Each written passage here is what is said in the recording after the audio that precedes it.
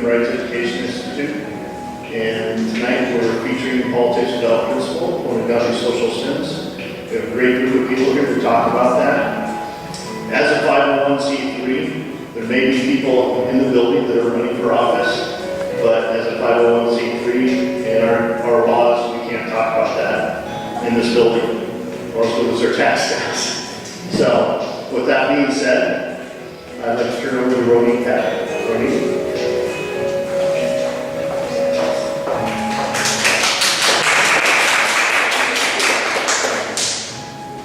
So, good evening, everyone. I want to thank all of you for joining us in this political seminar titled Politics Without Principle, which is one of Mahatma Gandhi's 7 social sins.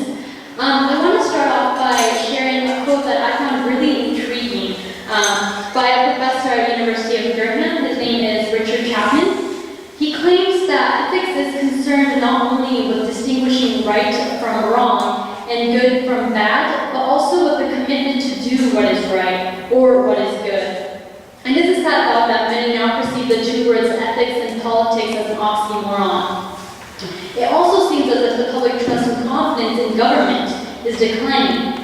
In this manner, voters lose faith in the political system. However, for those politicians who actually stick to their words before election time, there is very little hope that people will blindly trust them. So the values that politicians bring to their decision are centrally important in the development, implement, and evaluation of public policy. In this battle between ethics and politics, it is important to have a better understanding of how politics and ethics have evolved over time. With that, I would like to welcome our first speaker tonight, Michelle Lippert, who will be speaking on early Socratic teachings about truth.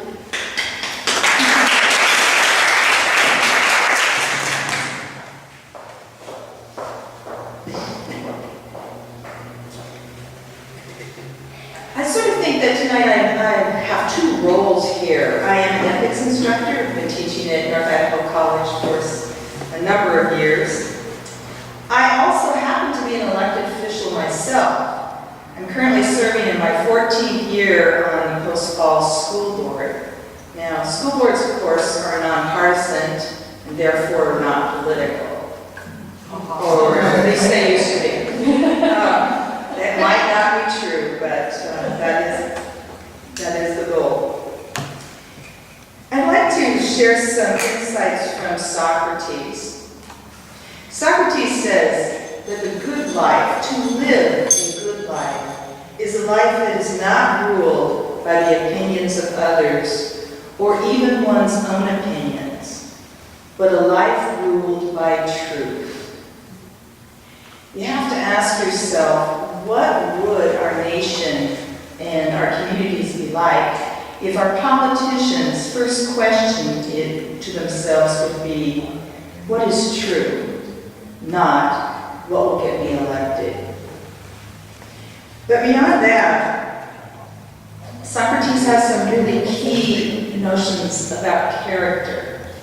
He says that if one is seeking truth, that one's life is going to be characterized by 3 virtues. Now, while there are many, many virtues, Socrates argues that 3 are of greater significance. The first of those would be courage, and the second of those would be humility, and the third would be integrity. So I'd like to discuss what courage, humility, and integrity might look like in the political arena. Courage. Why does it take courage to seek truth? There are a couple reasons. The first is that the truth might be something that other people do not wish to hear. And once you've experienced truth, you have to speak to it. Politicians must have the courage to speak to that which is true.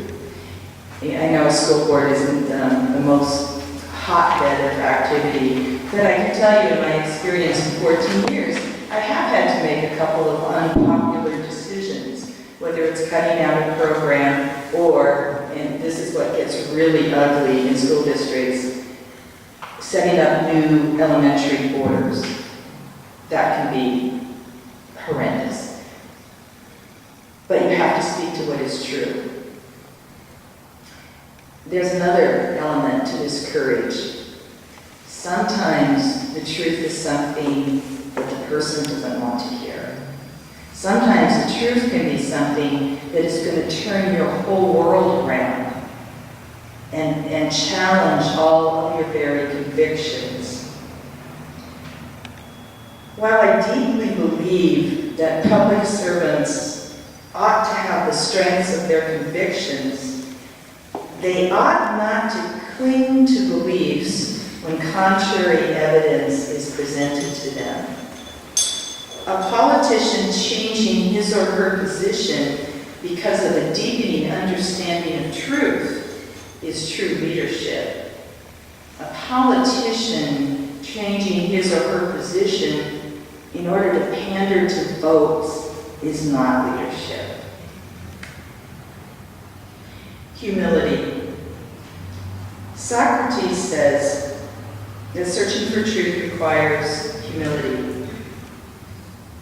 He actually says that the only true wisdom is knowing that you know nothing. If I'm going to search for truth, the first thing I have to recognize is I don't know it. I do know people that know absolutely everything. And most of them are 15. They just seem to grow out of that after a while. Another philosopher, Heidegger, his insight is that everything can and will change. And from that, Heidegger says that we must act on our deepest convictions, but always keeping in the back of our mind the idea that we could be wrong, or we might need to change our perspective. Again, I think that this, in the political realm, politicians should be more informed about the issues than their constituents. That's part of their job. But at the same time, I think they need to move through their mind, their decisions with that insight of Socrates in the back of their mind. They might be wrong. They may need to change their positions. From Socrates' point of view, arrogance is a huge vice. Humility is a virtue, arrogance is a vice. And I think that we've seen that in the political realm. Somehow people get elected and the first thing they think is, I must now know everything because I have been elected. It doesn't work that way. You have to listen. You have to listen to your constituents. You have to be open to the possibility that you could be wrong about something. Another element, the third virtue for Socrates, is integrity. For him, searching for truth, you will not find truth if you're searching for truth because it's going to bring you fame or it's going to bring you fortune. You will only discover truth because you desire truth for the sake of truth itself. Politicians are public servants. Integrity would require a commitment to the good of the people that one serves. Distrust of politicians and a certain cynicism towards government seems deeply embedded in our culture at this time. Why is that? I teach, in addition to teaching ethics, I teach logic at North Idaho College. And in my logic book, we were working on arguments and how to recognize arguments. But here's one argument that exists as an exercise in my logic book. It goes like this. Every successful politician has to compromise his principles occasionally. Everyone who compromises his principles occasionally loses integrity. Therefore, our conclusion is that every successful politician loses their integrity. I'm so bothered when I get to this exercise. It's so cynical. Does this represent what we believe about our politicians? Is there any other way of being a politician without sacrificing integrity? I don't think you'd have to. I mean, there's got to be something else. Why is it that we assume that politicians must sacrifice integrity? Certainly it's easy to see how that might come about, and I believe Aristotle has some good insights into that. Is that driving you crazy? Okay. Aristotle talks about behavior and choices, and he says that the first time you do something wrong, it's kind of hard. You know, you do something you think is wrong, and you kind of go, oh, I really shouldn't do this, and you do it, and you feel bad about it, you're feeling guilty, you rationalize how it was actually the good thing to do. The second occasion occurs, and a similar episode appears.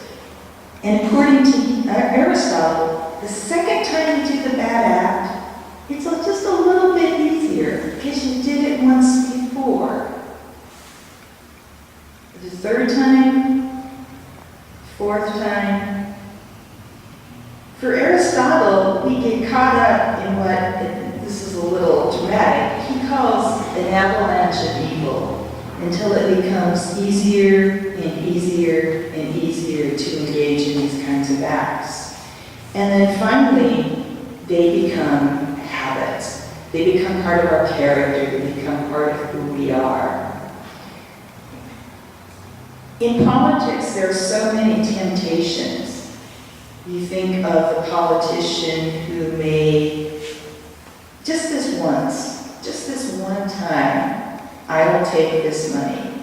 And I'm only going to take this money because I need it in order to do good. But I'm not going to do that again. Aristotle's insight is that the second time this rolls around, it gets easier. And the third and the fourth, until this becomes a habit. I wonder if this is why we become so cynical about government. If we're working under the assumptions that our political leaders lack integrity, that we expect them to lack integrity. I really do believe that Socrates' wisdom, what should we expect from our political leaders? They should be motivated by truth. They should desire to search for truth. They should have the courage to speak the truth, even when the truth is not the popular thing. They should have the courage to speak or recognize truth even when it's not what they want it to be. Socrates' wisdom again, humility. Politicians, actually all of us, need to move through life with the recognition that we don't know everything and we might be wrong. We're not all 15-year-olds. Act on what you believe your deepest convictions to be, but do keep in mind that notion that you could be wrong. And Heidegger's point would be, you know, everything is going to change. You might need to rethink your original convictions. And then certainly that issue of integrity. Why is it we do that which we do? Public servants, it's about service to the public. It's about the common good. And that's got to